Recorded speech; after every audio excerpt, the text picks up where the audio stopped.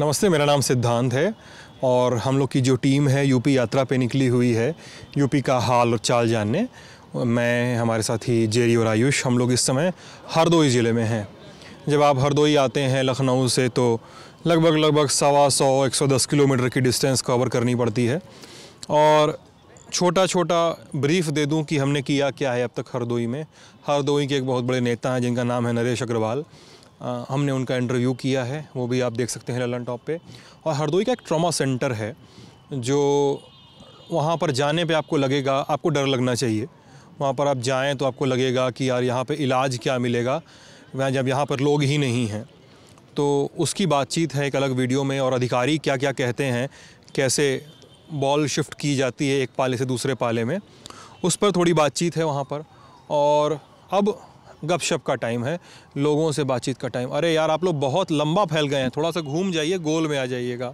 आयुष, थोड़ा सा दिखवा लो, बहुत लंबा सा फैला हुआ है ना, मैं कहीं से बात कर पाऊँगा बाबू। तो अब ये जो बातचीत है वो गपशप वाला टाइम है, हरदोई का हालचाल जानने का टाइम है। पिछली बार का हरदोई का जो, अगर जनपद के हिसाब से बात करें तो 8 सीटें हैं।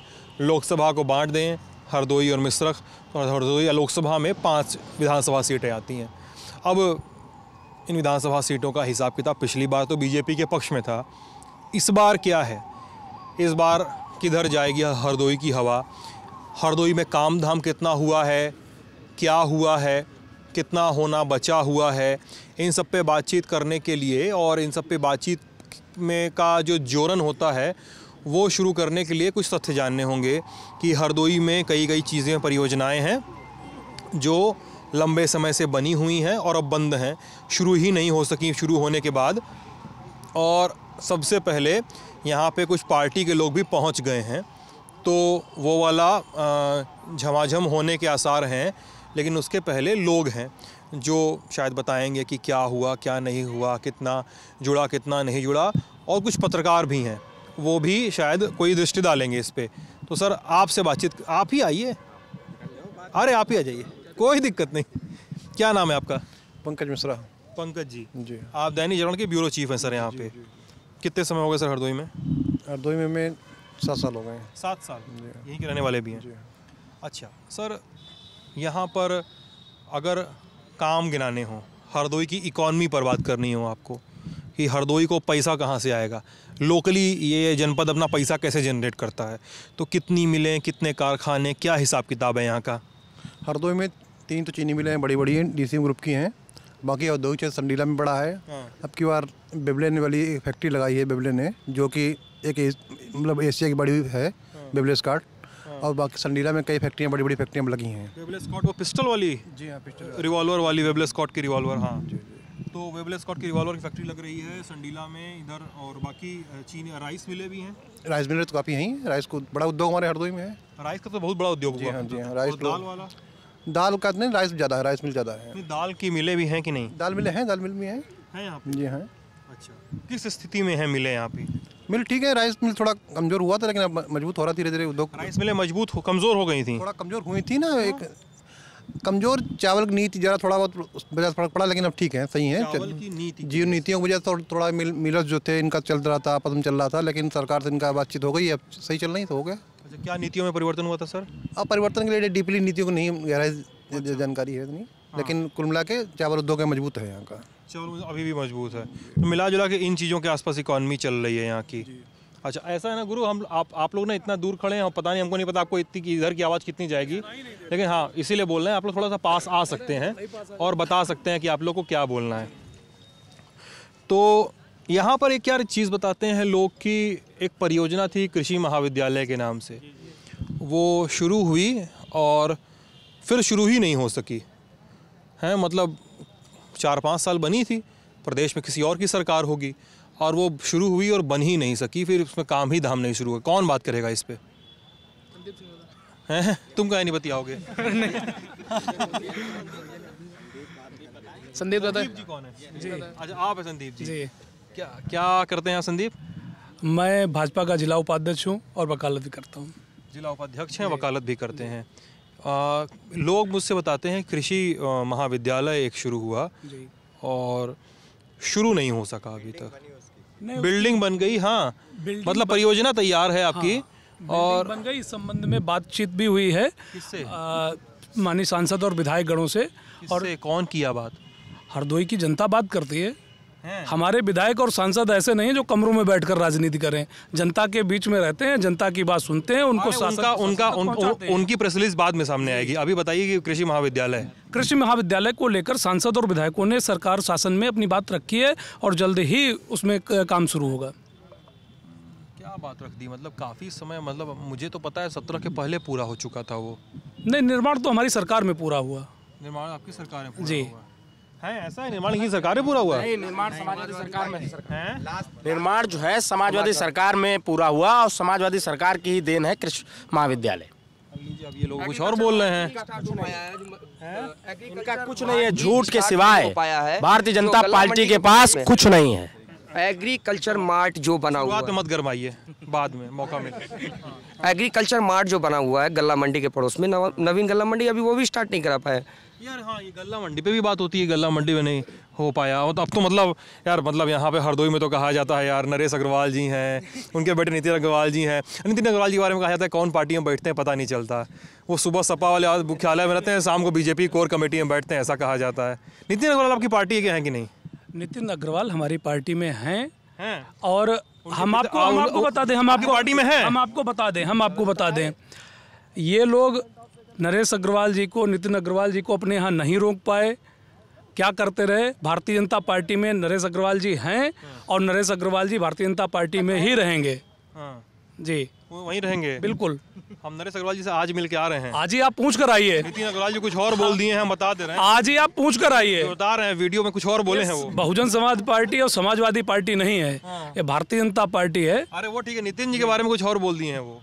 कुछ नहीं बोले हैं, कुछ नहीं बोले। हमसे बोले हैं भाई। तो आपसे बोले, बताओ ना क्या बोले हैं, तो हम भी बोले। उनसे दारू बंटवा के संस्कारित कर रहे हैं, मंदिरों में उनसे दारू बंटवा के संस्कारित कर रहे हैं भाजपा में रख के। हाँ, अच्छा, मंदिरों में दारू बंटवाया जा रहा है। कौन बंटवा रहा है? नरेश जी? बिल्कुल। अच्छा, पहले बंटवाए थे? भारतीय जनता पार्टी के कहने पे। पहले भी बंटवाते थे? नहीं, पहले नहीं, ऐसा कोई कृत्य सामने आया। सपा में नहीं बंटवाते थे, भाजपा में आगे बंटवाने लगे, ऐसा कहा जाता है। मुद्दा तो बाद में जब इनके पास गए तब उठा। बारी। हाँ। ये मुद्दा तो बाद में मंदिर में जब दारू बंटवाई है तो इनके कहानी है मंदिर में दारू बंटवाने की, क्या कहानी? इनके साथ रह के किया उन्होंने। सपा में तो रह के किया नहीं, मंदिरों में दारू तो सपा में तो ऐसे भी तो दोहा उनका बड़ा प्रचलित है। सपा में थे, राज्यसभा में तो बड़ा बढ़िया दोहा। सुनिए ना, राज्यसभा में एक बहुत विवादित दोहा सुनाए थे वो। उस समय तो सपा में थे, ये सुनाते समय। भारतीय जनता पार्टी का थोड़ा थोड़ा असर आ गया था ना। अच्छा, असर आ गया। हाँ, थोड़ा थोड़ा असर आ गया। आप लोग ऐसे ही उनको मतलब तो चले गए, ऐसे बबुआ की तरह रखे हुए थे? नहीं भैया, ठीक है, सब चलता रहेगा, ऐसा चले गए। अच्छा, तभी तो चले गए ना। अब नहीं मानते हैं आप लोग उनको? बिल्कुल। आपके जो राष्ट्रीय अध्यक्ष, आपके राष्ट्रीय अध्यक्ष श्री अखिलेश यादव जी जो हैं, सॉरी हजेरी सांसी आ रही थी मुझे यार इस बात पे, मतलब एक हमारा इंटरनल बातचीत है। तो अभी सितंबर में तो बोल के गए कि वो बोल दें कि बीजेपी अपमान किया है, सपा उनको स्वीकार कर लेगी। नहीं, ऐसा नहीं बोला उन्होंने। अरे यार, एक तंज था उन पे। तंज था उनका? हाँ। अच्छा, अभी मतलब सपा में आने के नहीं बुलाएंगे वो लोग? बिल्कुल, समाजवादी पार्टी अब उनको नहीं स्वीकारेगी। ठीक है, मतलब भाजपा में रहें? बिल्कुल, भाजपा में ही रहें। भाजपा में ही रहें। अग्रवाल को आप भी सपा में नहीं मानते हैं? नहीं, बिल्कुल नहीं मानता हूँ। जो इनका झंडा बैनर ढो रहे हैं उनको हम अपना कैसे मान लेंगे? तो आप लोग क्या भाई, दूसरे दल में जाके तो दरी बिछाएगा, उसको हम अपना थोड़ी ना मान लेंगे। क्यों नहीं निष्कासित किया जा रहा है पार्टी से? हाँ, पार्टी से निष्कासित क्यों नहीं कर दिया जा रहा है उनको? पार्टी से निष्कासित करके क्या मंत्री बनवा दें उनको? भारतीय जनता पार्टी तो यही चाहती। अपने सपा से निष्कासित कर दीजिए, वो भी आप नहीं, आप लोग काहे कौन मोह में रोके हुए हैं उनको? मंत्री बनवा देते हैं उनको। अब वो जो करें अपने नेता के साथ। अगर आप मान रहे हैं कि भाजपा में है तो उनको नेता बनाए, मंत्री बनाए, चाहे राज्यपाल बनाए, आपको क्या फर्क पड़ता है? फिर वही बात है। हम निकालें क्यों उनको? क्यों निकालें? क्यों निकालें? वो गए, अपनी मर्जी से गए। अब हम उनकी मर्जी से हम तो लेने वाले नहीं उनको। अब रास्ते उनके लिए बंद है। अब रास्ते बंद है उनके लिए, और निकालने भी नहीं कहेंगे भैया मंत्री न बन जाए, है ना, ऐसा वाला। हाँ, तुम्हें भूल जाओ ये हो नहीं सकता है, और तुम मुझे भूल जाओ मैं ये होने नहीं दूंगा, वो वाला भाव बता रहे हैं। ये वाला है, मतलब बीच में अटका के रखना नहीं। एक विधायक की सीट चाहिए उनको, हरदोई सदर की। वो नरेश अग्रवाल, नितिन अग्रवाल देंगे, चाहे जो आ जाए। जिस भी पार्टी से लड़े जीत जिस जाएंगे। भी पार्टी से लड़े अभी तक तो लड़ते ही हैं, पक्का रहा है पक्का है 89 से जीत रहे हैं आज तक। वो तो पता ही जीतते रहे उनके तो पिताजी 89 में नरेश अग्रवाल जीते थे, वहाँ से लगातार जीतते रहे। 2008 में जब 7 में इन्होंने बसपा ज्वाइन की, उसके बाद 8 में जब आए नितिन अग्रवाल को इन्होंने सदस्यता दिलाई बसपा में, यहीं नुमाइश चौराहे पे यहाँ पे सभा हुई थी। वहाँ से फिर से ये विधायक चुने गए, मतलब चुनाव हुआ, फिर ये विधायक चुने गए, फिर लगातार जीतते आए सब। उस समय लहर में भी सपा से इन्होंने विधायक की सीट जिता ली। तो यही विधायक की सीट की वजह से कोई नहीं छोड़ पाता है उनको, कोई नहीं छोड़ पाता है। हाँ। नरेश अग्रवाल यार उनके बेटे नितिन अग्रवाल काम धाम करवाए कि नहीं? काम के नाम पर तो वही है, 89 विधायक हैं, कुछ भी करेंगे, एक भी करेंगे तब भी काम होगा। काम के नाम पर सपा में थे तभी किया था। ये राज्य मंत्री थे, स्वास्थ्य राज्य मंत्री, तब ये जो मेडिकल कॉलेज मोदी जी ने उद्घाटन किया उसका, वो इन्होंने ही शिलान्यास किया था यहाँ का। हाँ। मेडिकल कॉलेज भाजपा सरकार की देन है। और जो ट्रामा सेंटर की बात कर रहे हैं वो नहीं, ट्रामा नहीं, मैं मेडिकल कॉलेज, भैया ने मेडिकल कॉलेज की बात की। मतलब मेरे ख्याल से कंफ्यूज ही आ गए थोड़ा सा। हाँ, कंफ्यूज आ गए। जो मेडिकल कॉलेज भाजपा की देन है, और ये जो इन्होंने पहले जो महिला अस्पताल बनवाया था वो मंत्री जी ने आ रहे हैं भैया, आपके पास आएंगे। हाँ, वो मंत्री जी की थे, जो महिला हॉस्पिटल बना था, ये माननीय नितिन अग्रवाल जी की देन था। हाँ जी, वो स्वास्थ्य राज्य मंत्री थे, तब उन्होंने यहाँ का शिलान्यास किया था। आप जब इंटरव्यू लीजिएगा नितिन अग्रवाल का तब पूछ मेडिकल कॉलेज का जी, शिलान्यास यहाँ का मेडिकल कॉलेज का। महिला का किए रहे होंगे यार। महिला वाला भी बनवाया उन्होंने। और ये ट्रामा सेंटर वाले बताइए भैया, बताइए। देखिए, अभी एक प्रमुख मुद्दा उठा था हरदोई मेडिकल कॉलेज को लेके, जिसमें प्रमुख सचिव जी ने ये कहा था जिसको कंपनी को टेंडर दिया गया है, प्रमुख सचिव स्वास्थ्य विभाग की जो है, उन्होंने कहा था कि जो 350 करोड़ रुपए की लागत से मेडिकल कॉलेज बनना है, जिस कंपनी को टेंडर दिया गया उसके पास कोई अनुभव प्रमाण पत्र ही नहीं है। कानपुर से बात क्लियर हुई है, उसके बावजूद भी वो बना रहे, ऐसा कैसे? और दूसरी बात मैं कहूँगा, 2017 में समाजवादी पार्टी की सिंबल पे पार्टी से चुनाव लड़के आए और जो है वो भारतीय जनता पार्टी में चले गए, CBI ED इनकम टैक्स से बचने के लिए। ठीक है। तीसरी बात मैं ये कहूँगा, ED इनकम टैक्स से बचने के लिए काहे क्या किए थे ऐसा? ऊर्जा मंत्री पद पे रहते हुए उन्होंने घोटाला किया। राज्य विद्युत परिषद का बंटवारा करते हुए जो एक अभी उत्तराखंड उत्तर प्रदेश की परिसंपत्तियों का मामला हुआ, जिसमें खोदरी परियोजना 5 परियोजनाओं में से उत्तर प्रदेश को मिला था, जिसका फीडर सहारनपुर में लगा है। अगर वो मामला आज ठीक हो जाए तो उत्तर प्रदेश में बिजली सही तरीके से मिल सकती है। कॉपर का पूरा वायर बेच लिया गया और एल्यूमिनियम कर दिया गया। बड़ा मुद्दा है। परिवहन बेचा कॉपर का वायर? और कौन बेचेगा? मंत्री जी ने बेचा। नरेश अग्रवाल ने बेच दिया। बिल्कुल सही, सच्चाई यही है। बिल्कुल कॉपर का वायर सारा बेच के एल्यूमिनियम किया गया, ये सच्चाई है। परिवहन मंत्री रहते हुए किया गया। और मैं सीधी बात करो। और रही बात जनाधार की बात, तो जनपद हरदोई का इतिहास बहुत ही अलग है। 1857 की क्रांति में भी हमने बढ़ चढ़ की लड़ाई लड़ी। चाहे किसान आंदोलन की बात करिए तो मदारी पासी जी का नाम, एक आंदोलन बहुत बड़ा रहा है। लेकिन जो जनाधार का जिन्होंने अपमान किया है 17 में, हमने उनको वोट दिया, जिन लोगों ने भी वोट दिया, हरदोई की जनता ने वोट दिया, समाजवादी पार्टी के। जनता के प्रति जब संघर्ष करने की बात हुई तो भाजपा में चले गए। अरे जनता देखना चाहती थी कि आप लड़ें, लड़ने की जब बात आई तो वहाँ गोद में बैठ गए। इससे काम नहीं चलने वाला। जनता इनको जवाब देगी। परिवर्तन चाहता है। रोज ये मिठाई। आप शिवसेना की तरफ से बोल रहे हैं कि सपा की तरफ से? नहीं, मैं शिवसेना की तरफ से बोल रहा हूँ ना। जब हरिद्वार से इनको हटाया गया था तो मातोश्री गए थे बम्बई बाला साहब से मिलने, और उदयनाथ पांडे हमारे राज्य प्रमुख थे पूरे उत्तर प्रदेश के। नरेश जी के बारे में बात कर रहे हैं? हाँ बिल्कुल, मैं उन्हीं के बारे में बात कर रहा हूँ। हरिद्वार में थे वो। हाँ, तो हरिद्वार से वो मुंबई गए थे मिलने के लिए बाला साहब से। ठीक है। उदयनाथ पांडे जी हमारे राज्य प्रमुख थे और उन्होंने मुलाकात नहीं हो पाई। उदयनाथ पांडे जी ने कहा अगर ये व्यक्ति शिवसेना ज्वाइन करेगा तो पूरा उत्तर भारत इनके विरोध में चला जाएगा, हम सब इस्तीफा दे देंगे। इसी के चलते इन्होंने 23 जनवरी सन 2000 को सुभाष चंद्र बोस की जो प्रतिमा शिवसेना संगठन इकाई के द्वारा स्थापित कराई जा रही थी, 107-16 में नेताजी की प्रतिमा का चालान कराया, जिसका हमने मुकदमा लड़ा भी है। डीजे कोर्ट का ऑर्डर है। 23 साल से प्रतिमा जो है सदर मालखाने में कैद है। और अभी 28 अक्टूबर 2020 की बात है, नेताजी की प्रतिमा का चश्मा भी टूट गया। कोई फर्क नहीं पड़ता। चाहे श्यामा प्रसाद मुखर्जी के चौक पे नग्न जलपरियां लगा हुए हैं, जयदेव कपूर की प्रतिमा बनारस में इंतजार कर रही है जो यहाँ लगनी है। इनके सांसद ने उसका कपूर जो फ्रीडम फाइटर थे, फ्रीडम फाइटर, काकोरी कांड। ठीक है। पंडित रघुनंदन शर्मा जिनके बेटे दयानंद जी हैदराबाद विलय कराने गए थे और शहीद हो गए थे। उनकी प्रतिमा नहीं लग सकती। कर्नल हर्षदेव सिंह गौर, जो आप समझ लीजिए गौर रेजिमेंट, बिहार रेजिमेंट, अशोक चक्र से सम्मानित, उनकी प्रतिमा नहीं लग सकती। नहीं कहाँ बताइए। अरे मतलब बाकी बातें ठीक है, पास हो गई मूर्ति आ गई, ये लग रही है 29 तारीख को लग रही है ना। ये वाला सुभाष चंद्र बोस से बढ़ आप इतना बोले, कोई नहीं काटा, एक तो बोले सब लोग काटे। नहीं, अच्छा ठीक, क्या सुभाष चंद्र बोस की आजादी के लिए हरदोई की जनता परिवर्तन करेगी? सुभाष चंद्र बोस की आजादी, हाँ, सदर मालखाने में कैद पड़े हैं ना। ये बात तो सही बात है। सुभाष जी की मूर्ति है, लगनी चाहिए, और बहुत साल से पड़ी है वहाँ पर और निकाली नहीं गई है। ये लोग काफी कर रहे हैं। शिवसेना से आपका कोई भी मतभेद हो सकता है। बाबरी मस्जिद हम लोगों ने गिराई, ठीक है, राम मंदिर में हम लोग अग्रणी थे, ठीक है, श्रेय हमको मिलना चाहिए, लेकिन श्रेय ये ले लिए बाला साहब, भाजपा वाले ले रहे हैं। और कौन है? बाला साहब ने कहा कि केसरिया झंडे के नीचे पूरे हिंदुत्व को हम सबको एक करेंगे। बाला साहब बड़ी बात कर रहे थे, ठीक है जी। हिंदुत्व डगमगा गया, अब कहाँ रह गया? जिन्होंने बाबरी मस्जिद पे ताला डाला उनके साथ मैंने गठबंधन कर लिया।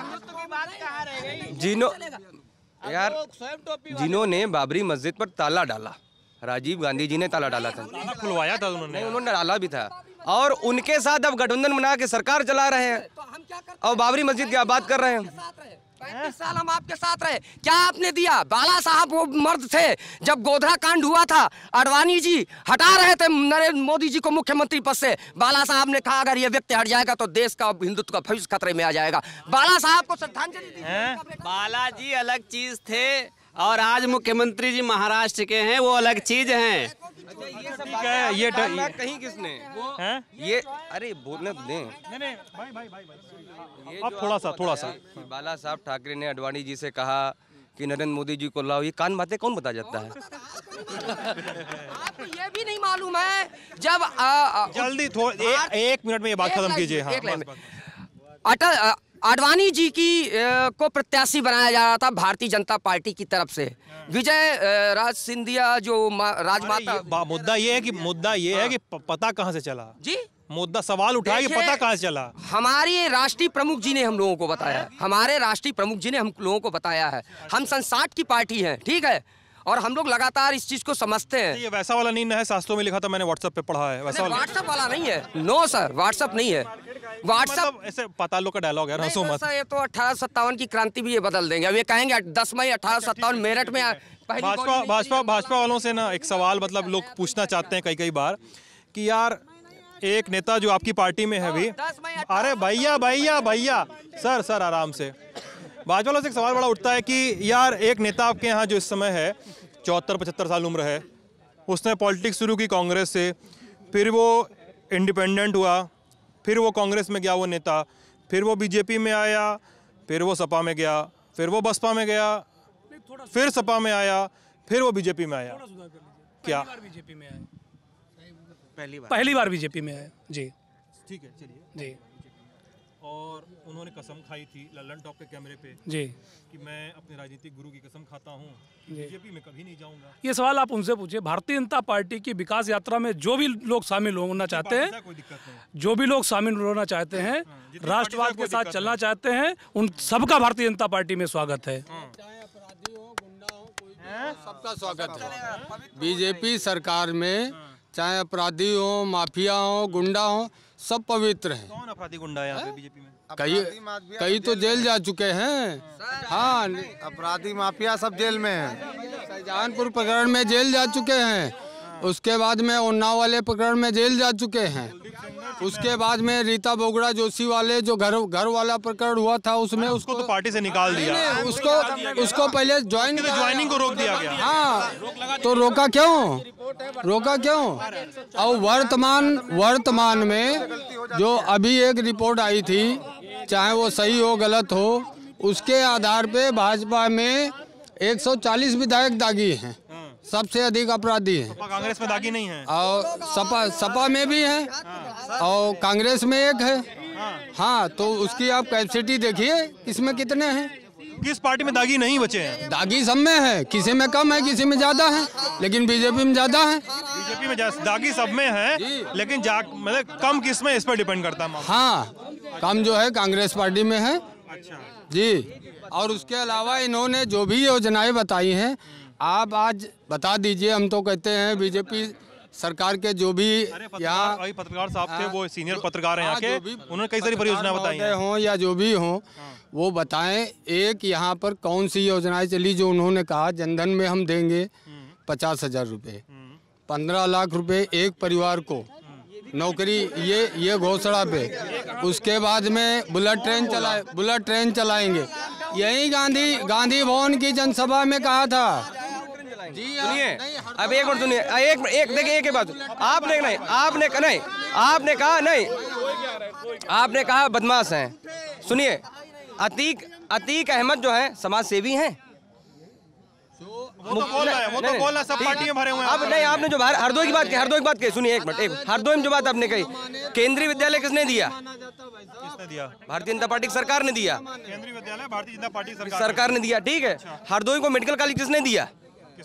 भारतीय जनता पार्टी की सरकार ने दिया। अच्छा, वो अभी मतलब अभी चलना शुरू, काम होना बचा हुआ है उसमें, भर्ती होने लगी, उसमें भर्ती हो गई है, डॉक्टर आने जा रहे हैं और आ चुके हैं। हाँ प्रोफेसर, आप चेक कर सकते हैं, मैं तत्परक की बात कहूँगा। हाँ आप चेक कर सकते हैं, सीरियसली मैं तत्परक बात कहूँ, उद्घाटन हो चुका है उसका, शुरू हो गया मेडिकल कॉलेज। भाई साहब ये कब गए आखिरी बार आप? जी भाई साहब, मेरी वहीं पे कैंटीन है। कब गए आखिरी बार? भाई मेरी वहीं कैंटीन में सुबह शाम डेली जाता हूँ। मैं आज शाम को वहाँ से आ रहा हूँ। आप वहाँ गौरी डंडा मेडिकल कॉलेज, आप गौरी डंडा मेडिकल कॉलेज गए ना?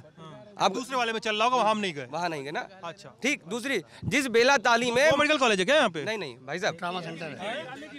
ये केंद्रीय विद्यालय की बात कर रहे हैं, ये केंद्रीय विद्यालय की बात कर रहे हैं, मेडिकल कॉलेज की बात कर रहे हैं। दूसरा आप नहीं, आप मेडिकल कॉलेज की बात कर रहे हैं। सुनिए तो ऐसा था, जो यहाँ पे सरकारी अस्पताल था उसका रेनोवेशन कार्य चल रहा था, उसी में मेडिकल कॉलेज के जो फैकल्टी आई हैं वो वहीं सभी ट्रीटमेंट करें। अभी बच्चे नहीं आना चालू हुए हैं यहाँ पर, बस अंतर सिर्फ मेडिकल कॉलेज इतना है अभी।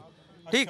अब दूसरी बात विकास की, जिस ऐसा हो रहा है जिला अस्पताल में चल रहा है मेडिकल कॉलेज। पता कर लिए उसी में संबंध किया गया है। हर मेडिकल कॉलेज के साथ में हॉस्पिटल अटैच किया जाता है, डिस्ट्रिक्ट हॉस्पिटल अटैच हो गया है, तो ये एक फैक्ट है। नियुक्ति हो गई है टीचर्स की, एडमिशंस नहीं हुए हैं, वो अगले साल होंगे। मेरे ख्याल से नई बिल्डिंग में ऐसा शुरू होगा, धीमे धीमे वो काम शुरू होते होते। साल में एडमिशन अगले साल होंगे। बाकी हॉस्पिटल जो अटैच हुआ है वहाँ एक कैंटीन इनकी है। तो is partially right, partially wrong वाला बात। Partially right, partially wrong. जो जिसमें जो एक यहाँ बेला ताली नहर है, नहर का तालाब ऐसा है जिसमें मार के लाश फेंक दीजिए। अरे भाई सुन लो यार, अरे भाई, अबे तुम अपने दिमाग की जांच कराओ यार। हाँ अब नेता लोग थोड़ा पीछे भी जा सकते हैं, पूरा जो नए लोग आए वो लोग भी आगे आ जाएं, कोई दिक्कत नहीं है। अरे भाई साहब से बतियाए। अभी ये बात कर रहे थे कि नरेश अग्रवाल जी ने राज्यसभा में ऐसा बोला। क्या नरेश अग्रवाल जी उसमें सपा में थे, इन लोगों ने उन्हें निष्कासित किया था या उनके खिलाफ कोई कार्रवाई की थी? वो तो बता रहे हैं, नितिन अग्रवाल के बारे में बोल रहे हैं। दूसरा इनका हाँ, आपका विधायक था, आप नितिन अग्रवाल सपा के विधायक थे, क्या उनके खिलाफ कोई कार्रवाई की? अपने चचा के खिलाफ तो कार्रवाई कर दी, अपने चिल्लाने उनके खिलाफ निष्कासित करने की विधानसभा अध्यक्ष को अर्जी दी, चचा की तो दे दी, शिवपाल जी की दे दी, इनकी क्यों नहीं दी? अध्यक्ष तो आपका अर्जी तो दी थी या क्या बात कर रहे हैं? क्या बात कर रहे हैं आप? क्या बात कर रहे हैं? विधानसभा अध्यक्ष आपका है, कैसे दी? ना गलत, सब टोटली गलत। हम आपको बताएं हकीकत क्या है। ये सब लोग बौखलाए हुए हैं, इनके पास कोई मुद्दा नहीं है, जनता को भ्रमित कर रहे हैं। भारतीय जनता पार्टी विकास के नाम पर 2022 के चुनाव में जा रही है और भारतीय जनता पार्टी की सरकार 2022 में बनने जा रही है। पिछली बार से ज्यादा प्रचंड बहुमत से बनेगी सरकार। इस से बौखलाए हुए हैं, कोई मुद्दा नहीं जी। सरकार प्रचंड बहुमत से बनेगी। माननीय योगी आदित्यनाथ जी ने बहुत ही कार्य किया है, बहुत ज्यादा ही। मुझे भविष्यवाणी नहीं सुननी है, मुझे सुनना है कि मुद्दे क्या हैं। इनकी बौखलाहट क्यों है? देखिए भाजपा के समाजवादी पार्टी की बौखलाहट क्यों है? क्योंकि उसने मुस्लिम समाज के ऊपर रखकर आरिफ खान सानू मुस्लिम समाज को सदैव गुमराह करने का काम किया। जब आज मुस्लिम समाज मुख्य धारा से जुड़ने का काम कर रहा है तो ये छोटे दल के लोग बौखलाए घूम रहे हैं। मुस्लिम समाज मोदी जी के साथ, योगी जी के साथ, सर्व समाज के साथ जुड़ने का काम कर रहा है। अब मुस्लिम समाज समाजवादी पार्टी बसपा के बहकावे में नहीं आएगा।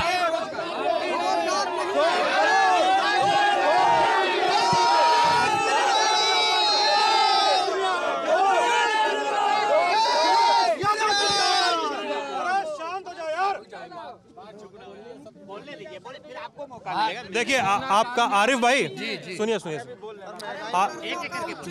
भाई, अरे सर आपका हो गया, अब आपके पास माइक नहीं आएगा दोबारा, आप पीछे चले जाइए भाई। अब जो सुनिए भाई साहब सुनिए, ऐसा है, सुनिए ऐसा है, अब जो बोल चुका है ना वो यहाँ से पीछे चला जाए, नया आदमी आ गया जाए, मैं वैसे ही कैमरा लेकर उनके पास नहीं आने वाला हूँ। हाँ, आरिफ जी आपका नाम है। आरिफ जी, आप जिले के बारे में बात कीजिए। भविष्यवाणियां तो समाजवादी पार्टी वाले भी करेंगे और भाजपा वाले भी करेंगे, कांग्रेस और बसपा वाले भी करेंगे कि इसके साथ है, ये जीतेगा, इतने बहुमत से जीतेगा, वो चक्की पीसेंगे, ये सब दुनिया भर का हमको नहीं पता। ठीक है, हमको मतलब है जिले से। लोग बताते हैं यहाँ पे अभी तक सड़क नहीं बनी, सड़कें जिले जनपद के अंदर की सड़कें बड़ी खराब है। आप यहाँ किस समय आए हैं सर? आप अभी आए हैं क्या? आप यहाँ 2 साल पहले भी आए थे, हम उसके 3 साल पहले भी आए थे। मैं घरदोई पे मेरा 3 साल। आप आज रात में रुकिए और सुबह मेरे साथ घूमिए, मैं आपको दिखाऊंगा शहर में और जिले में कितनी सड़कें बनी हैं। ऐसा नहीं है, जनपद में बहुत काम हुआ है, ये विपक्ष के लोग भी जानते हैं, स्वीकार करते हैं, लेकिन बताओ काम हुआ नहीं हुआ? काम तो हुआ है, बहुत हुआ है, बहुत बढ़िया काम हुआ है। हम लोग घूमे तो हम लोग को क्यों नहीं दिखा? अब आपको नहीं नजर आ रहा है, काम बढ़िया हो रहा है।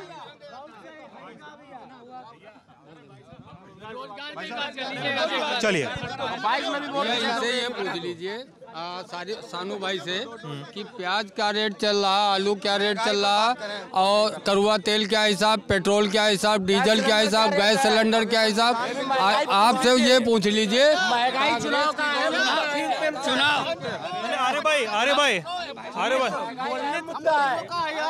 गाय के लिए चारा खा गए। यार सुनो, एक सवाल हो जाए। ऐसा है ना, ऐसा है, देखिए कैमरा बंद करे चला गया वो इतने देर में, उसको कुछ सुनाई नहीं देगा, वो चला नहीं पाएगा।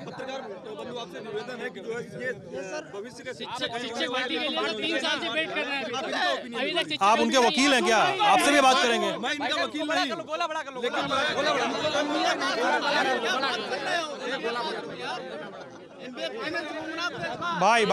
भाई साहब, घोड़ा भला कर लो, एक लोगों को मौका दो। अरे आपको मौका दिया जा चुका है, आप पीछे चले जाइए। अब आपके पास कैमरा माइक नहीं आने वाला है, अब आपके चिल्लाने से कोई फर्क नहीं पड़ेगा अब।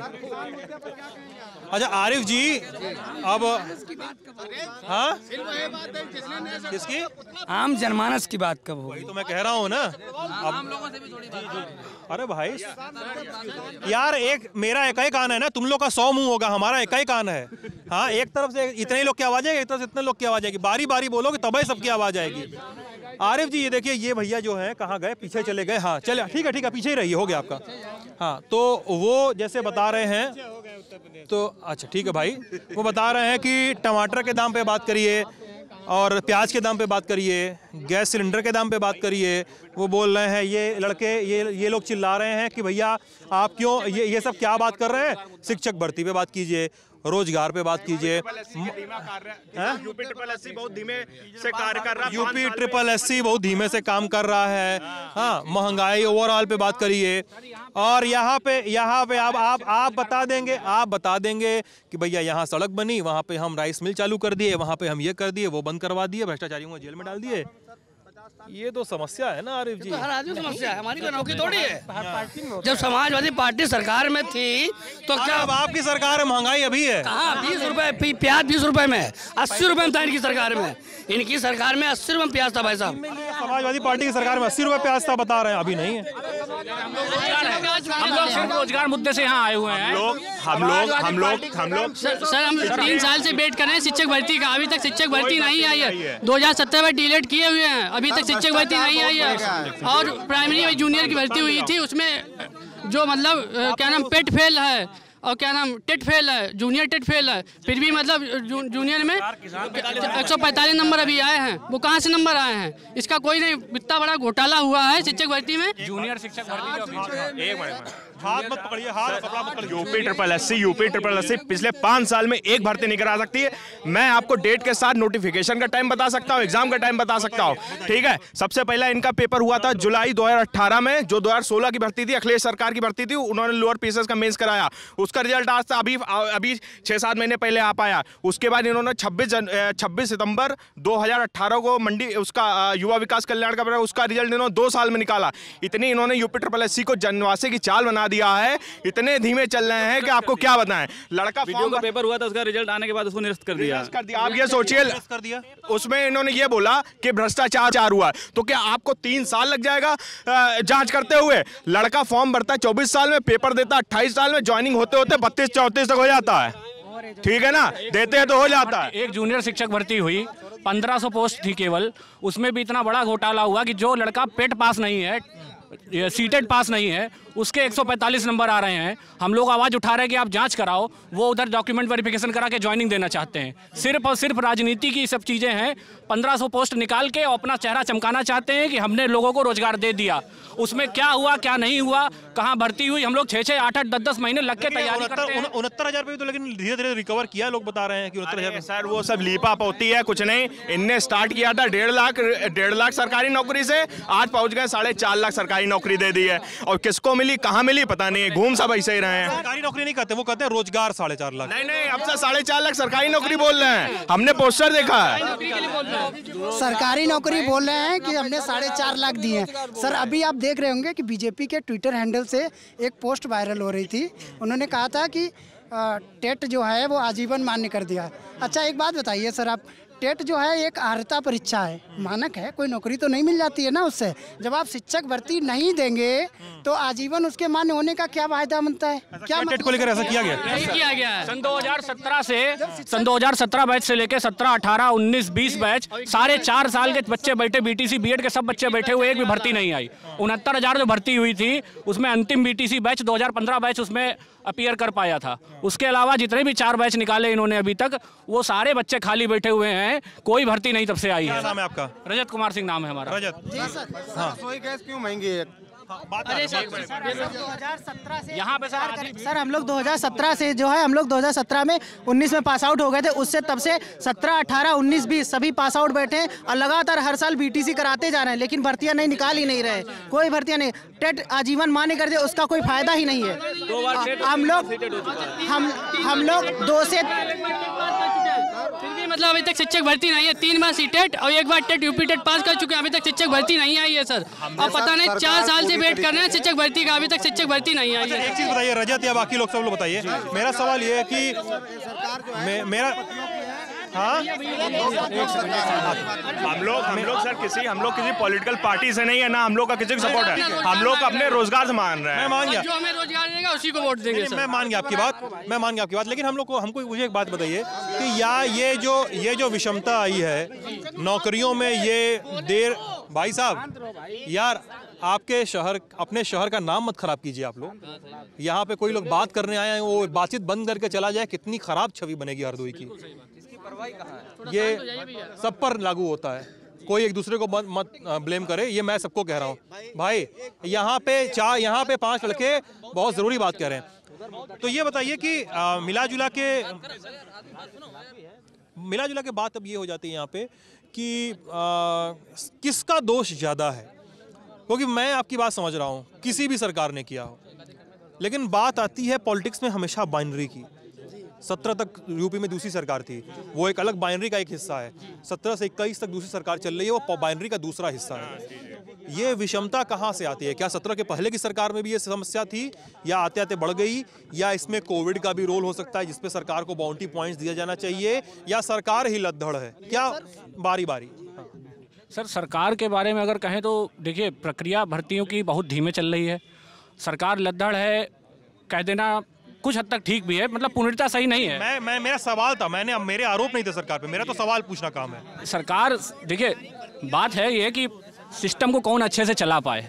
रोजगार पे कोई बात नहीं होती, चुनावी मुद्दे हमेशा हिंदू मुस्लिम बनता है, बहुत हद हो गई तो महंगाई बन गई। रोजगार पे तो कोई बात ही नहीं होती, युवाओं की कोई बात नहीं होती। इलाहाबाद में 70 दिन से ऊपर हो गया है, रोजगार प्रदर्शन धरना चल रहा है, लेकिन किसी भी तरह की उस पर कोई बात नहीं, सरकार उससे कोई मतलब नहीं। हम लोग जाते हैं, चक्कर काटा करते हैं, लखनऊ में भी मंत्रियों के आवासों के बाहर कई बार हम लोग स्कॉलरशिप के मुद्दे को लेके गए तो मंत्री जी कहीं भुट्टा खिला रहे हैं, तो कहीं कहते हैं हमारे घर बैठो तो मैं चाय पिलाते हैं। मतलब बात कोई नहीं करना चाहता, भुट्टा चाय में टहला रहे हैं हम लोग। सतीश द्विवेदी जी, वो क्या कहते हैं कि आओ चाय पियो भुट्टा खा लो बस सर। और बाकी सब जब धरना देने जाते हैं, ऐसा मतलब 15 से 20 बार हो गए शिक्षक भर्ती के धरना देते हुए, शिक्षक भर्ती धरना दिया, बस क्या होता है, बस लाठी चलवा देते हैं, हम लोग क्या करें, मार खा के अच्छा वापस आ जाते हैं। आ चुके हैं हम लोग यहाँ लखनऊ से, यहाँ से हरदोई से लखनऊ तक के लिए पैदल मार्च किया था हम लोगों ने, और वहाँ से क्या हुआ, लाठी खा के वापस आ गए, कुछ नहीं निस्तारण कर रहे हम लोगों ने। ये मतलब जो है एक बेरोजगार अभ्यर्थी के तौर पे मैं आपको बता रहा हूँ सर। मेरा नाम देवारचंद मिश्रा है। मैं चूँकि हम लोग प्रशिक्षु हैं, अब पदाधिकारी हैं, क्योंकि हमें नेतृत्व करना ही है, क्योंकि भर्ती तो आ नहीं रही है। पिछले 2 साल हो गए हैं, हम लोग 17 बैच की बीटीसी हैं। आप बताइए, ऐसा कोई महीना नहीं जाता है जिसमें इलाहाबाद से लेके हरदोई तक कहीं धरना ना होता हो, कहीं पैदल मार्च ना होता हो। पैदल मार्च हम लोगों ने शुरू किया। हम सतीश द्विवेदी जी के एक आवास पे जाते हैं, घेराव करते हैं, पुलिस की गालियाँ खाते हैं। कब तक करें? मान के चलिए औसतन हर साल 3 टेट होते हैं, 4 टेट होते हैं, बच्चे लाखों पास होते हैं। कम से कम 15 लाख प्रशिक्षु सर यहाँ पे मौजूद है जो टेट पास है। बताइए उनके घर पे मानसिक त्रासदी से जो वो गुजर रहे हैं, उसके बारे में मंत्री जी कब सोचेंगे? आपको इसका जवाब देता हूँ मैं। हाँ, कौन देगा? जवाब देता हूँ मैं भी इनके साथ का ही हूँ। अच्छा, क्या नाम है आपका? मेरा नाम कार्तिक तिवारी है। हाँ, कार्तिक क्या तिवारी करते हैं कार्तिक? मैं भी बीएड प्रशिक्षु ही हूँ। जिला उपाध्यक्ष भी और मैं जिला उपाध्यक्ष, युवा मोर्चा के जिला उपाध्यक्ष भी। युवाओं के जिला उपाध्यक्ष भी हैं। हाँ, ये वाला नहीं बता रहे थे। बता रहा था, नंबर आने दें। जैसे नहीं जैसे अभी इन्होंने बात कही, बहुत टेक्निकल बात की। भाई शांति सुनिए सब लोग, कि वास्तव में हिंदू मुस्लिम होता है, महंगाई बनता है, रोजगार मुद्दा नहीं बनता है, नो डाउट। मैं भी इस चीज़ से एग्री करता हूँ। पर हमारी सरकार में नहीं 17 में, हम 18 में आए। 18 में हमने एक टीटी भर्ती कराई, 69,000 टीटी भर्ती हुई थी। कंप्लीट हुई कि नहीं? 69,000 भर्ती आपकी सरकार के टाइम से आई हुई। एक आदमी, केवल एक आदमी मैं बोल रहा हूँ। नहीं, आपने जो बोला है उसको मैंने पूरा संज्ञान ले लिया। आप क्या बोलने वाले हैं? मैं वो बोले टीटी भर्ती हुई कि नहीं हुई है। सुनिए आप मेरी बात। जो टीटी अभी तक इस सरकार ने 2 भर्ती कराई है, एक 68। आप मेरी बात सुनिए, अगर आप मुझसे असहमत हो तो आप बताइए। टीटी भर्ती हुई कि नहीं? सवाल इतना है, एक एलिजिबिलिटी एग्जाम में कोई भर्ती नहीं है, टीटी के बाद सुपर टेट होता है। सुनिएगा में क्या है क्या नहीं है। अगर आप पूरी बात नहीं सुनेंगे, आप नहीं लगाए हुए हैं, ठीक है? आप सुनिए, ठीक है? 17 में सरकार बनी, 18 में एक टीटी की आहर्ता प्रक्रिया उत्तर प्रदेश टीटी की एक आएगी, उसके बाद सुपर टेट होती है। अभी तक पिछली सरकारों में क्या होता है, सिर्फ यूपी टीटी होती थी, ठीक है? उसके बाद आपका बनता था मेरिट होता था नकल का गढ़। जहाँ जाओ वहाँ नकल करो, जाके अपने मेरिट बनाओ और भर्ती लो आके। अब हमारी बात सुनिए, पूरी टेक्निकल बात सुन लीजिए। हमने कहा नहीं, हम पारदर्शिता लाएंगे, हम लाए सुपर टीटी, ठीक है? हमने कहा आप एक टीटी पहले उसको आप जो है क्वालिफाई कीजिए, आप सुपर टेट में, ये सुपर टेट का मेरिट बनेगा, उसमें आपके भरांक लिए जाएंगे, high school inter BSc BEd के, हम आएंगे। हमने 18 में एक नोटिफिकेशन दिया, टीटी एग्जाम हुआ, सुपर टेट एग्जाम हुआ, रिजल्ट आया, आ गया कोविड। अब कोविड में भाजपा सरकार 18 से लगाया, 20 में कोविड आया, 2 साल का वक्फा भी था। एक यूपी टेट का पेपर हुआ भाई, नोटिफिकेशन आता है। सुनिए एक मिनट, आज नोटिफिकेशन आया, 1.5 महीने पेपर होता है, फिर 1.5 महीने रिजल्ट आता है। उस रिजल्ट में क्या होता है, अब जो पास हो गया वो तो खुश है, जो फेल हो गया वो जाके हाईकोर्ट में रेट डाला था, जाके स्टे लग जाता है। ये एक बात बताइए, सवाल यहाँ पे है ना, टीटी भर्ती तो नहीं है? नहीं, अब फिर सुपर टेट, टीटी तो भर्ती नहीं है, टीटी तो एलिजिबिलिटी एग्जाम है ना, टीचर्स एलिजिबिलिटी टेस्ट उसका नाम है। वो आपने एग्जाम दिया तो उसका मतलब ये है कि आप टीचर बन सकते हैं कि नहीं। उसके बाद कहीं टीचर की भर्ती आएगी तो टेट का स्कोर आपका जो है वहाँ पे वो कितनी भर्तियां 1.5 महीने में क्लियर हो गई? कितनी भर्तियां 1.5 महीने में क्लियर हो गई? नहीं, मतलब कैसी क्लियर होंगे आप? आप टीटी ने कहा कि भर्ती आई 1.5 महीने में सब हो गया, जो पास नहीं हुआ उसको बुरा लग रहा है। कौन सी भर्ती 1.5 महीने में क्लियर हो गई या हो गई? तो आप नाम बता दें। इस पे एक कमेंट है, जो आप कह रहे हैं कि जो भी भर्ती आई है उस पर जो पास नहीं हुआ वो हाई कोर्ट चला गया। संभवतः आप 69, सुनिए एक सेकंड, संभवतः आप 69,000 भर्ती की बारे में बात कर रहे हैं कि वो एक सेकंड रुकिए। सरकार पहले क्यों नहीं तय करती है कि भर्ती की प्रक्रिया क्या होगी? जब भर्ती की प्रक्रिया में ही उलझने होंगी तो सरकार, तो प्रशिक्षु जो फेल हुआ है वो जाएगा ही, वो अड़ंगा लड़ाएगा। भर्ती नहीं, अभी तक टेट होता था। आप यार बात ही नहीं सुनते हो। हम भर्ती की प्रक्रिया में पारदर्शिता के लिए ही सुपर टेट लाए। भाई साहब टेट क्वालिफाई कीजिए, आप सुपर टेट है, ठीक? अच्छा, सुपर टेट आज से पहले हुआ था क्या? सुपर टेट आज से पहले नहीं, सुपर टेट आज तक हुआ था क्या? पहले सर एक सेकंड, ये कह रहे हैं कि सुपर टेट नहीं हुआ था, ठीक है, आप कह रहे हैं कि सुपर टेट नहीं हुआ था। इससे पहले क्या नहीं हुआ? शिक्षक भर्ती का तो बता रहे हैं। यहाँ तो ये हाल है कि विज्ञापन ही हाईकोर्ट पहुंच जाता है। चकबंदी लेखपाल का विज्ञापन आया था 1 से 1.5 साल पहले, विज्ञापन ही पहुंच गया हाईकोर्ट, विज्ञापन ही रद्द कर दिया गया। फॉर्म जिन हाईकोर्ट नहीं गया था, वो वैकेंसी उसमें ओबीसी की सीटें नहीं, तो उन्होंने वापस कर लिया था। वो सीटें नहीं, वो दूसरा मुद्दा था। वो सीटें नहीं थी, लेकिन पहले फॉर्म वो चला, उसमें फॉर्म लोगों ने भरे ना, उनकी फीस कटी, फॉर्म आपने रद्द कर दिया, किसी को जो वापस मिला वो तो चला गया, वो तो राजस्व में चला गया ना भाई। 2016 का जूनियर असिस्टेंट था, अभी तक क्लियर नहीं हुआ। हम मतलब ये बता रहे हैं भाई, ये बता रहे हैं कि ओबीसी वर्ग की सीटें ही नहीं थी, किसी वर्ग की सीटें ही नहीं होंगी, तो क्या उसमें गलत नहीं हुआ एग्जाम में, विज्ञापन में? नहीं, विज्ञापन तो रद्द हो गया तो ठीक है, लेकिन लोगों से फॉर्म तो भरवा लिए इन्होंने शुरुआत में, जिनके भर गए उनका किसकी गलती है? ये तो आयोग की गलती है। आयोग की गलती है। स्टूडेंट का क्या है, वो फॉर्म आएगा तो भाई दौड़ के भरेगा ही, उसको रोजगार चाहिए। भर दिया फॉर्म भर दिया, अब उनकी फीस तो ले ली उन्होंने, अब उसको तो रिफंड किया नहीं, विज्ञापन रद्द, रिफंड नहीं किया, वो तो रद्द हो गया। 2000 शिक्षा के विषय में जो है सबसे अच्छी बात भारतीय जनता पार्टी की यह रही है कि जो नकल होती थी पूरे प्रदेश के अंदर एक भारी मात्रा में, वो जो है एकदम बहुत अच्छी तरीके से बंद हो चुकी है। अब कहीं अगर कहीं चोरी छुपे पहले तो ऐसे कॉपी लेके एग्जाम दिया जाता था ना, नकल बिल्कुल बंद है। भैया कह रहे हैं कि पहले जैसे कॉपी किताब ले, ये जो बातें हैं कराते हैं, अब तो बोल के नकल कराते हैं, कैमरे लगे हैं, उसमें साउंड जाता नहीं है। अब पहले क्या था, लोग पर्ची नकल कराते थे, अब क्या है, कैमरे के साथ पीछे खड़े हैं, बोल रहे हैं, स्टूडेंट लिख रहे हैं, टीचर नकल करा रहे हैं। कौन कहता है नकल नहीं हो रही है? नकल खूब हो रही है, मात्रा में नकल हो रही है। गलत कह रहे हैं। कानपुर यूनिवर्सिटी का 98 लोग पढ़ रहे होंगे। अरे सर 98% बीएससी में 98% रिजल्ट। ह्यूमैनिटीज में 98% नंबर कहाँ से आ पाएगा? ह्यूमैनिटीज में? हाँ, ह्यूमैनिटीज में 90% नंबर तक आए इस बार। Yes sir. कहा सकता है पढ़ाई करते होंगे बच्चे, ऐसा नहीं सकता। नहीं सर, इलाहाबाद में तो कभी नहीं ऐसा क्या, बच्चे पढ़ाई करने लगे होंगे, बैठ के खूब पढ़ने लगे होंगे, एकदम सुबह से रात तक एकदम रट मारे होंगे, पढ़ के एकदम भयानक एग्जाम दिए होंगे। मगर इसमें इधर भगवान भरोसे तो उसमें तो मेरा तो 98% नहीं आया, पढ़े होते तो मेरा आ गया होता यार, कभी नहीं आया। मैं आपको बता रहा हूँ कि एक मतलब ये प्रकृति का नियम है कि कोई बच्चा 98% बहुत सारे बच्चे नहीं ला सकते हैं। आप प्रकृति का नियम है क्या? प्रकृति का नियम है सर, 98% नंबर लाना क्या हर बच्चा ला सकता है? आप बताइए। आप एक बात 145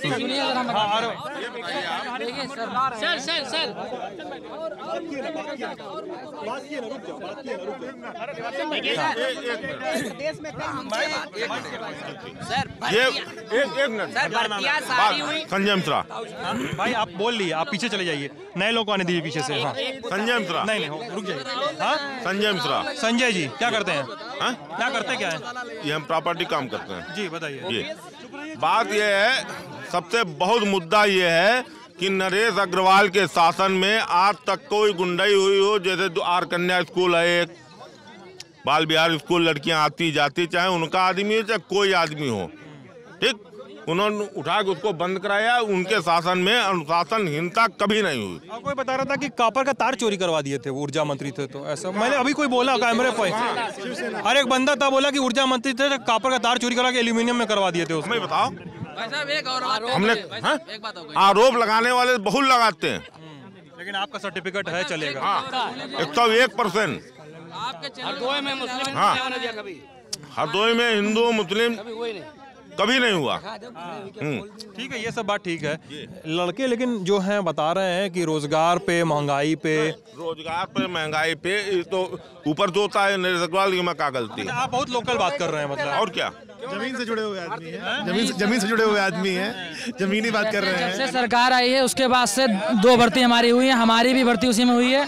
पहली भर्ती शिक्षक भर्ती 18,500 जो हुई थी, वो उसमें हम भी सिलेक्टेड हैं, हमारे एक दोस्त भी हैं, ये भी इनकी नौकरी उसमें लगी थी। उसके बाद 69,000 भर्ती आई, उसमें भी कई लोगों की नौकरी लगी।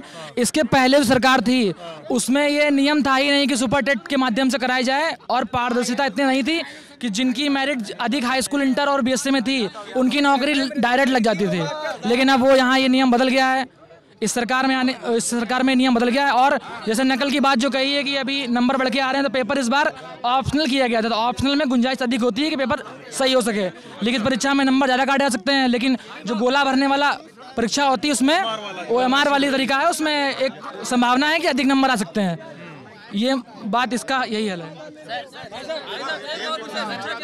हाँ भैया बोले ही लो। बस सर सभी भर्तियां अच्छी हुई, बीटीसी की हुई, टीजीटी की हुई, डिग्री की हुई और लेखपाल चकबंदी को हमारी सर भैया बोल लियो ना, बोलने दो। सिर्फ हमारी सर एक मांग है कि हम शिक्षक हैं, हमको ओल्ड पेंशन स्कीम दिला ली जाए सर, और बस हम तन मन धन से हमेशा समर्पित रहेंगे बीजेपी के लिए। एनपीएस भाई, अरे भाई साहब आप फिर आ गए, सुनिए तो सर वो एनपीएस से खुश नहीं है? नहीं सर, एनपीएस से नहीं खुश नहीं है, बिल्कुल नहीं खुश है। सरकारी शिक्षक हैं जी, बिल्कुल सरकारी शिक्षक हैं। और ये जो है अगर बीजेपी सरकार ही कर सकती, क्योंकि केंद्र में भी वही है और राज्य में भी वही है। क्या दिक्कत है एनपीएस में? ओपीएस में क्या बड़ा बच्ची बात है? ये हमारा मार्केट के हवाले पैसा होता है, और इसमें ओपीएस में हमारा फंड और जीपीएफ सरकार के अधीन होती है। ये उसमें निश्चित होता है कि हमारा कितना, हमको 50% सैलरी का 50% हमको मिलेगा ही मिलेगा, ठीक है। और एनपीएस में आज 88,000 पाने वालों को केवल 4,000 या 2,000 रुपए पेंशन दी जा रही है। सर ये हम लोगों के ऊपर हमारे भविष्य खराब हो रहा है। हमारे सर भविष्य में 60 वर्ष के बाद हम बूढ़े होंगे तो हमारे बच्चे सर हम लोग रोटी नहीं देंगे, घर से बाहर कर देंगे। सर बीजेपी से सर केवल हमको यही उम्मीद है और सिर्फ बीजेपी अटल सरकार ने हटाई थी एनपीएस, और एनपीएस लाई थी, ओपीएस हटाया था बीजेपी सरकार ने। सिर्फ हम उससे केवल यही उम्मीद करते हैं कि मोदी सरकार सिर्फ हम लोगों की ये मांग मान ले, ओपीएस को। हमारा सारा कर्मचारी, भारत सरकार का सारा शिक्षक, सभी शिक्षकगण, सारे जो है कर्मचारी संयुक्त परिषद, सभी मिलकर सभी एक साथ हम उनकी कन्वेंसिंग तक कर डालेंगे। सिर्फ ओपीएस, सिर्फ ओपीएस। 2022 की सरकार बनने दीजिए, इनके तमाम मुद्दे माने जाएंगे। सरकार तो है ना बाबू।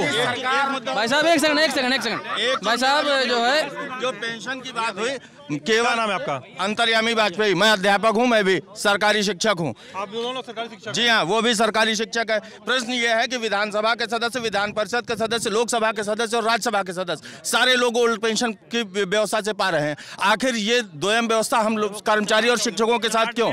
अगर यदि उनको जेरी को आने दो, आओ जेरी। यदि आपको चाहिए तो जो अभी भाई बता रहा था ओल्ड पेंशन की व्यवस्था, मेरा कहना है कि सारे जितने भी संवैधानिक पदों पर बैठे हुए लोग हैं, लोकसभा के सदस्य हों चाहे राज्यसभा के सदस्य हों, विधानसभा और विधान परिषद के सदस्य हों, सारे लोग ओल्ड पेंशन को पा रहे हैं। आखिर कर्मचारी और शिक्षकों के सामने ऐसा दोयम व्यवहार क्यों? जिस समय हमारी अवस्था, अभी तो हमारी अवस्था ठीक है, आज से कुछ समय के बाद 62 वर्ष की अवस्था, 62 वर्ष की अवस्था के उपरांत जब हमारी इंद्रियां शिथिल होने लगेंगी, तब हम क्या बाजार आधारित व्यवस्था पे अपनाएंगे? सोचिए, यदि हम कहीं से रिटायर हुए, उसके पश्चात बाजार एकदम से लुढ़क गया, सेंसेक्स लुढ़क गया, तब क्या होगा हमारा? हमारे एक स्थायी, हमको कोई व्यवस्था हो, हमको फिक्स एक निश्चित पेंशन की बात करें, हमारी ये सरकार से मांग है। और चूंकि इनसे इसलिए श्रद्धेय अटल जी की सरकार में पेंशन बंद की गई थी, इसलिए इनका दायित्व बनता है, और इसीलिए मैं इनसे माननीय प्रधानमंत्री और मुख्यमंत्री से मांग भी कर रहे हैं। मतलब जो है कि हमारे यहाँ कृषि महाविद्यालय बना हुआ है, अखिलेश जी की सरकार, मुद्दा जो चल रहा कृषि महाविद्यालय पे चल रहा है, अब हरदोई में है ना, ये विषय है हमारे यहाँ का, ये आपके चैनल के माध्यम से। भाई वो तो शुरुआत में शुरू बात हो गई, तुम बात में नहीं, बातचीत में नहीं आए थे? नहीं, हाँ वो बातचीत शुरुआत में हो चुकी है। हाँ वो शुरुआत में बातचीत हो चुकी है। हाँ बोलिए। क्या नाम है आपका? हमारा नाम शुभम मिश्रा है। शुभम जी, रानू मिश्रा के नाम से मशहूर हूँ, पत्रकारिता करता हूँ। यहाँ पे गरीबों की कोई बात नहीं हो रही। आप करिए ना, क्या बात कर रहे हो? मनरेगा के अंतर्गत इतना एक की सुनने दो। मनरेगा के अंतर्गत गरीबों के लिए बहुत पैसा आता है, बहुत कुछ गरीबों को करने का एस्टीमेट बनता है गरीबों को करवाने का, मगर वो सिर्फ कागजों पर ही बनता है, कागजों सिवाय जमीनी स्तर पे कहीं भी। प्रूफ हो तो बताओ गुरु, कोई किस्सा हो, कहानी हो, प्रूफ हो तो बताओ, हम उसको बात भी समझे तुम्हारी। मतलब ये बात तो बहुत से लोग बोलते हैं कि देश में भ्रष्टाचार है, भ्रष्टाचारी किससे बताओ तो हम कुछ समझे भी। यहाँ के अधिकारीगण, सरकार नहीं भ्रष्टाचार है, हमारी सरकार अच्छी है, 2022 में पुनः आएगी, मगर यहाँ के अधिकारीगण ध्यान नहीं दे रहे इस बात का। सरकार तुम्हारी। सर देखिए ऐसा है कि यहाँ पे बेरो एक में हमारी आ रही, ठीक है, किसी सरकार इनकी वेंटिलेटर पे, जिस प्रकार आराम से। अरे बहुत ऊर्जा है आपके अंदर, थोड़ा धीमे बोलिए। कोई अवतार ले लेना कि जो एक सेकंड रुक जाइए, एक सेकंड, पीछे अलग मार हो गया क्या? देखिए भैया एक सेकंड रुक जाओ, शांत हो जाओ यार भाई। देखिए मार होता का पीछे? देखिए सीधी सी बात है कि जो हम बेरोजगार जो प्रशिक्षु हैं या बेरोजगार जो व्यक्ति है वो किसी पार्टी से संलग्न नहीं है। वो अपना ही देखता है कि भर्ती आ रही है कि नहीं है। जो भर्ती देगा, जो नौकरी देगा, हमारा वोट उसको जाएगा। पिछले इतने लगातार हर साल से सर ये लोग हर साल से बीएड बीटीसी करा रहे हैं, भर्ती करा रहे हैं। हम क्या करें बताइए? ये बात तो हो गई ना भाई, ये बात तो इन्होंने कही थी, रतन ने कही थी। हरदोई में 8 विधायक, 2 लोकसभा सांसद, 1 राज्यसभा सांसद हैं। लेकिन हरदोई में आज जब सपा सरकार थी तो उन्होंने लखनऊ से लेकर शाहजहांपुर तक 4 लेन का किया था। 1 मिनट सुनिए तो। उसके बाद क्या हुआ कि आज हरदोई में इतने विधायक सांसद होने के बावजूद भी यहाँ पे एक बाईपास नहीं बनवा पाए। और दूसरी बात क्या है, हरदोई की बता दें, कोई बाईपास नहीं बन पाया, जिससे क्या है कि आज भी लोग 20-20 किलोमीटर पे गाड़ियाँ खड़ी रहती हैं नो एंट्री में, सिटी के अंदर इंटर नहीं हो पाती हैं जब तक बाईपास नहीं है। जब तक हरदोई का बाईपास नहीं बनेगा तो हरदोई का विकास नहीं हो पाएगा। कहने के कोई भी कहे, सुनिए हरदोई का जो बाईपास चालू हो गया है, हम बताएंगे आपको। शिकायत लेके करके आगे लो, सब नाप हुई गए। अरे नाप तो 4 साल से बना है कहीं कागजों पर हो रहा है, वास्तविक रूप में यहाँ पे हो गया है। एक ईंट नहीं लग पाई है। प्रोजेक्ट समाजवादी सरकार के हैं। देखिए थोड़ा सा हमारे खाता पैसा आ चुको। देखिए सर, मेरा नाम मधुसूदन मिश्रा मेरा नाम है। 2017 बैच बीटीसी का था, ठीक है। उसमें से मैंने जिस कॉलेज से किया उसमें बहुत से ऐसे गरीब बच्चे थे जिन्होंने कर्ज पे पैसा लेकर के बीटीसी किया। उसके बाद वो पात्रता परीक्षा सीटेट जो केंद्रीय पात्रता परीक्षा होती है उसको उत्तीर्ण कर चुके हैं, जो प्रदेश स्तर की है, जो प्रदेश स्तर की जो परीक्षा है उसको भी पास कर चुके हैं। 2 नहीं, 1 नहीं, 2 नहीं, कई मरतबा उसको पास कर चुके हैं। सरकार की तरफ से कोई भर्ती नहीं दी गई है। आज वो लोग इतना मानसिक प्रताड़ित हैं, उनके अंदर क्या एक तरह से देखा जाए आत्महत्या के विचार आ रहे हैं, ठीक है। प्राथमिक में शिक्षक भर्ती सरकार के द्वारा दी नहीं जा रही है और जिसको शीर्ष प्राथमिकता के आधार पर जो है उसकी विज्ञप्ति जो है उसको जारी करना। मार हो गया क्या आराम से? मार नहीं होगी सर जी। यहाँ बेसिक शिक्षा डिपार्टमेंट इसलिए महत्वपूर्ण है कि यहाँ हरदोई जिला जो है वो बेसिक की दृष्टि से बहुत बड़ा। एक चीज़ बताओ, आप लोग हरदोई के लोकल लोग हैं, हरदोई के बीच में एक वो है ओवर ब्रिज है, फ्लाईओवर ना, जो 34 साल में 30 साल में बना। अर्जुनपुर वाला नहीं, अरे रेलवे का फ्लाईओवर जो है। हाँ जी बताइए। रोड वाला बना है। यस हाँ बन गया। कितने साल में बना कुछ कहते हैं? नहीं, शहर के बीचों बीच है। काफी बना था वो तो काफी टाइम बना हुआ है। सर एक वो पियानी रोड पे नया बना हुआ है अभी फ्लाईओवर, रेलवे लाइन के ऊपर। आपको बात करनी तो कर लीजिए, लेकिन मुझे ना खोदिए मत ऐसे।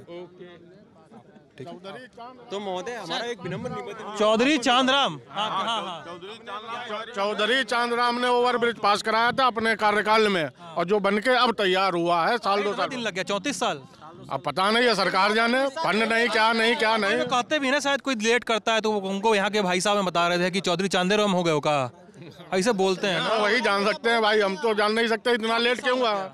34 साल लग गया, कुछ भी हुआ हो, तैयार हो गया। लेकिन नरेश अग्रवाल क्या कर रहे थे? नरेश अग्रवाल क्या कर रहे थे इतना दिन? तो जो मैं पास नहीं करवाया था, जो डंडा करते वो जो काम लेते हैं वो जिसका काम है वो जाने। नरेश काम लेते हैं वो करवाते हैं, जो पहले कौन बोल गया क्या बोल गया उससे कोई मतलब नहीं।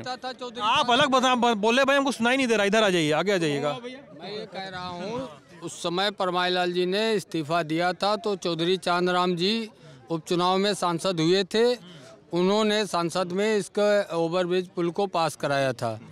उसके बाद में सत्ता परिवर्तन होता रहा और पुल नहीं बन पाया।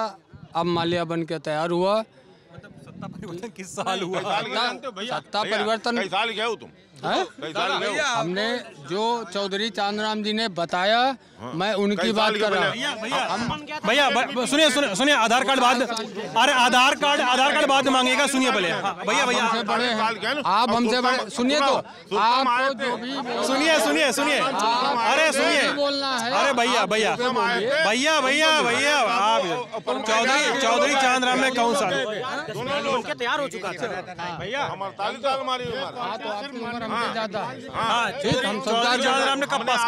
चौधरी चांदराम हमने जिस सन में हम सन नहीं जानते, साल भी नहीं जानते, लेकिन ये चौधरी चांदराम जी ने स्वयं डाक बंगले में जब कांग्रेस पार्टी से टिकट पर चुनाव यहाँ लड़ने आए थे पार्लियामेंट का 32 लोकसभा से, तब उन्होंने ये बताया था कि हमने ये पुल पास कराया है जो ओवरब्रिज है। देखिए भैया, चौधरी सुन तो चांदराम आए थे जगतपुरम, आश्रम पर आए थे, उन्होंने हेलीकॉप्टर तो नरेश अग्रवाल और चौधरी चांदराम। चलिए, सब नरेश जी वाली लड़ाई है। अपना ख्याल रखिएगा, ललन टॉप देखते रहिएगा। शुक्रिया, गुड नाइट।